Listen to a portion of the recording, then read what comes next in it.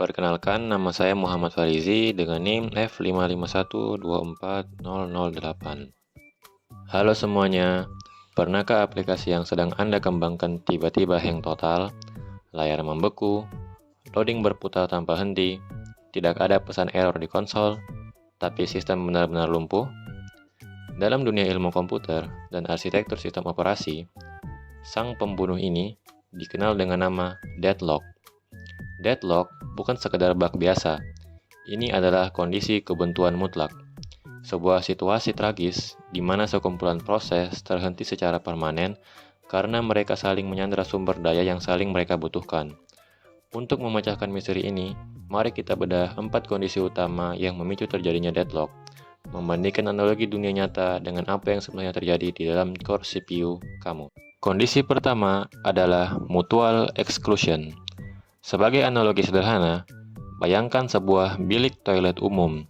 Ruangan ini bersifat eksklusif, hanya bisa dipakai oleh satu orang pada satu waktu.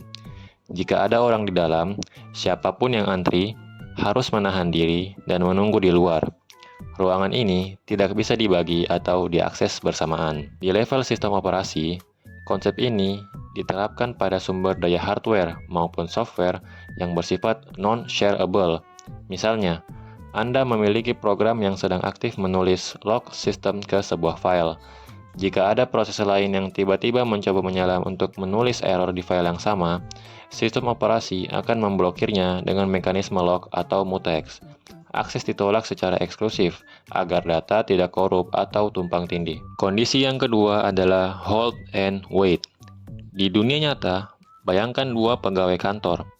Pegawai A sudah memegang scanner, tapi ia diam saja karena menunggu printer yang sedang dipakai pegawai B. Lucunya, pegawai B juga diam menahan printer, karena ia menunggu scanner dari pegawai A.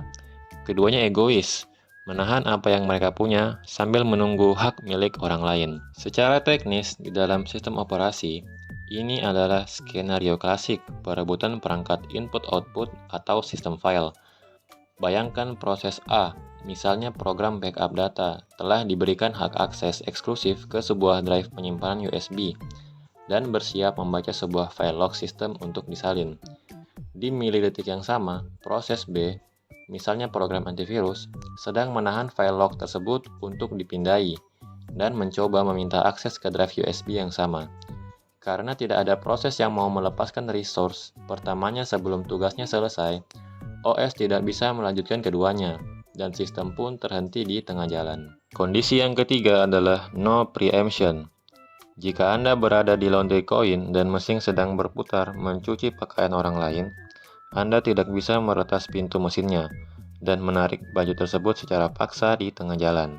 Anda wajib menunggu sampai mesin itu selesai bekerja dan melepaskan kunciannya secara sukarela.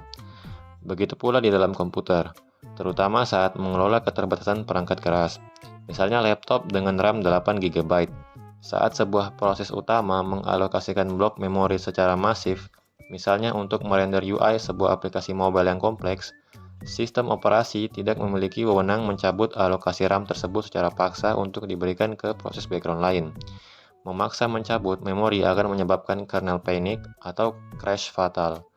Proses lain harus sabar menunggu antrean. Dan kondisi keempat yang menjadi penyempurna kehancuran sistem adalah circular wait. Kembali ke jalan raya, bayangkan kemacetan logistik di mana moncong truk A terhalang bak truk B terhalang truk C, dan ironisnya, truk C ternyata terhalang oleh moncong truk A. Mereka membentuk lingkaran rapat yang mustahil terurai tanpa ada yang mundur. Pada sistem komputer, ini adalah mimpi buruk rantai ketergantungan. Proses pertama menunggu port jaringan yang ditahan proses kedua. Proses kedua menunggu akses file dari proses ketiga. Dan proses ketiga tanpa disadari menunggu resource memori yang sedang digenggam oleh proses pertama. Siklus ini menciptakan lingkaran yang mengikat seluruh subsistem ke dalam keheningan permanen. Sekian video penjelasan deadlock dari saya. Terima kasih dan wassalamualaikum warahmatullahi wabarakatuh.